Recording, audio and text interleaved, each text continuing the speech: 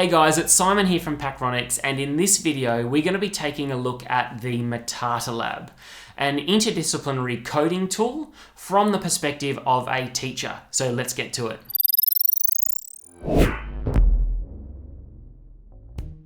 The Matatalab is a really effective resource in introducing learners to coding, but one of the greatest things about it is how it integrates different learning areas and provides a real-world context for learning how to code. It's certainly appropriate for young learners from the ages of 4 and up, but it can also be used as a friendly introduction to more complex coding concepts such as loops and functions.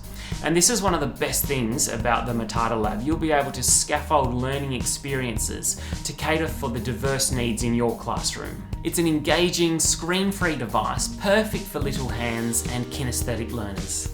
The kit contains the control board, communication tower, the Matatabot, a set of coding tiles, and some resources to help you introduce it in your classroom. It's super easy to program the Matatabot. All you've got to do is place the tiles on the control board and press the big play button.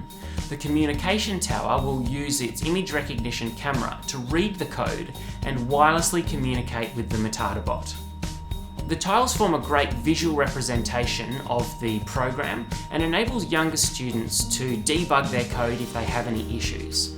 If you're looking to engage students from the upper primary years, you can also use the Matata Code app available for mobile devices and tablets, which connects to the Matatabot via Bluetooth. The thing which makes the Matatalab stand out against other unplugged coding devices is its ability to bring together cross-curricular activities. It fits really well within the digital technologies curriculum, helping students understand data representation, algorithms, and designing digital solutions.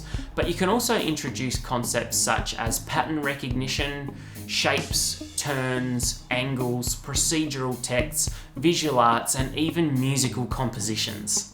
Sometimes technical issues can be a real barrier in getting digital devices into the classroom. With the Matatalab, there's not much you've got to worry about. All you've got to do is make sure that it's being charged up, and as soon as you switch it on, it'll connect without any fuss.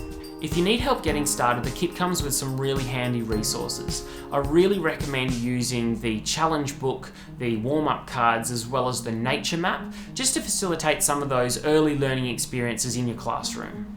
At Packronics, we want to see digital technology being used to reimagine students' learning opportunities. So if there's any questions or you want any more information, don't hesitate to get in touch. And we really want to hear about some of the projects which you've been implementing in your classroom with the Matatalab.